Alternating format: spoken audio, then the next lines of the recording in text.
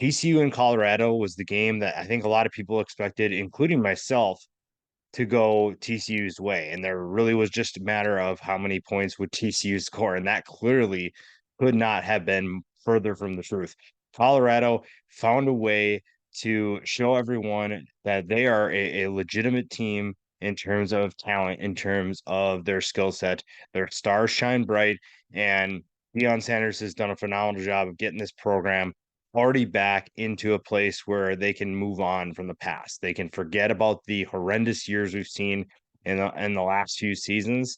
And it shows that so far his ideas, his strategy of rebuilding the program is working.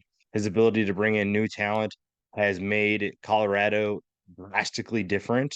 And there's a lot of things that we can talk about today in terms of what did they do well. And I think the first thing is you talk about the talent that he brought in. First, he brings his son in, obviously, and Shedeur Sanders had an explosive game, set a school record for 510 yards passing and 4 touchdowns. He was one of the best players on the field. And honestly, you can make an argument that the 3 best players on the field, at least, were on Colorado's side, and Shedeur was just one of them. I think a lot of the attention also went to Travis Hunter, and for good reason. The fact that he played both sides of the football and played really well. I mean, there were times where he looked gassed, but he played really well on offense. He played really well on defense. He had an interception on defense, had over 100 yards receiving, and TCU struggled. Their DBs really didn't have an answer for Colorado's offense, and Travis Hunter was one of those players making them look foolish. I think the underrated part of this, even within the star talent, was Dylan Edwards. I think that he'll get a lot of love over the next few years. His explosive play was probably another one that we can talk about, and we'll talk a little bit more later. But this offensive line for Colorado, offensive line play was a big reason why Shedeur had so much time to throw. Now, there were times where obviously Shedeur made plays happen, but he had so much time to throw. He looked really comfortable in the pocket, and that allowed him time to throw, get the ball to his playmakers. It also allowed the rushing attack to do its thing too. So the guys up front deserve quite a bit of recognition as well. And they capitalized on TCU's mistakes too. TCU's 2 interceptions were critical.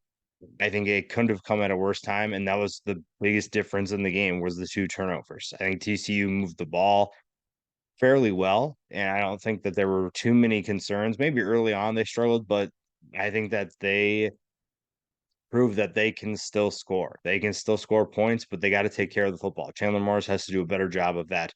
But I think the biggest thing to point out for both teams, and yes, Colorado is riding high, and for good reason. This is going to be a very exciting team. The defense was kind of optional at times. Yes, they did make those 2 interceptions, and that was really good. But you also gave up a ton of yards and a ton of points. Now you can make that argument that it worked for TCU and it works for a lot of teams. And if you're going to pick one, obviously you would probably rather have an explosive offense and a defense that maybe is opportunistic. You saw, even you look back at 2017 UCF, that was a team that was very explosive and a team that wasn't exactly elite defensively, but they made the most of their opportunities when they were provided them by the other team. So picking off passes, creating turnovers is definitely something that helped Colorado in this game. The offense obviously was not a problem. These 2 teams put up points in a hurry. These 2 teams were, I think, really fun to watch. If you're honestly, you look at yards per play, Colorado had 7 yards per play, and TCU was right behind them at 6.8. So that's going to be something that both these teams will be really good at. I think that they're still going to score points, and obviously the season's not over for TCU, but the biggest thing was the offenses were able to do what pretty much whatever they wanted outside of the turnovers. So that is definitely something that impacted this game. We talked about Dylan Edwards before and his ability to make an impact right off the bat surprised a lot of people. I think outside of Colorado, we didn't really know what to expect. And that's probably on us, but Dylan Edwards was so much fun to watch. 159 total yards, 4 total touchdowns. There were a couple plays where it looked like it was just going to be a normal play with not much behind it. And then all of a sudden he breaks free and is in the end zone. I think that it's early in the second half. that touchdown really got things going and continued the success for Colorado. TCU obviously had its own success. I think that they're set at the running back position in Manny Bailey. 164 yards. Trey Sanders only had 46 yards, but did have 3 touchdowns. I think that TCU's offense is still really, really good. And I don't think that they were the problem today, outside of obviously those 2 picks. But you can't really fault the unit as a whole. I think that they did their part for the most part, and same with Colorado. Colorado did a phenomenal job of putting points on the board and then hoping that their defense can get an interception or two, and that's what they did. And then you obviously look at the quarterback battle, and this was one of the keys coming in. We all knew that Colorado was going to be talented offensively. We all knew that they were going to score points. It was just a matter of what that defense is. And if I'm a Colorado fan, I'm really excited about what I see offensively, but I'm probably equally terrified of what this defense could be if things don't go well.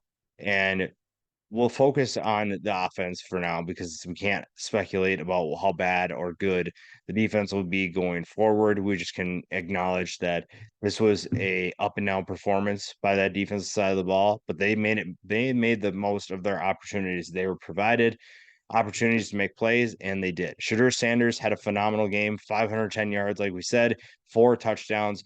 I think the best thing is that we all knew Shedeur could play at the Power Five level, and he goes to Jackson State originally and then comes with his dad over to Colorado. And it was just a matter of how do they handle the transition? How does this roster handle that they're playing with guys they've never played with before? Most of these players have never played with maybe they probably played maybe with 2 or 3 guys, but outside of that, there's not a ton of players that know each other. So the fact that they were able to win today was even more impressive. And that adds to, I think a lot of people in the preseason being concerned about Colorado is you just don't know what you're going to get, and including myself, we're so wrong. And it was just fun to see a program do this because this is unprecedented territory. I don't think that we've ever seen it before, and it's fun to see what this team can do. Now, can they do that in the future? Can they do that in the long run? I'm not sure, but I think for now we got one heck of a show. And Chandler Morris, an okay game. You'd like to see obviously those interceptions. There were a couple of throws that he made that were questionable. You didn't really like the decision making. So that's another thing that you maybe wish you could take back.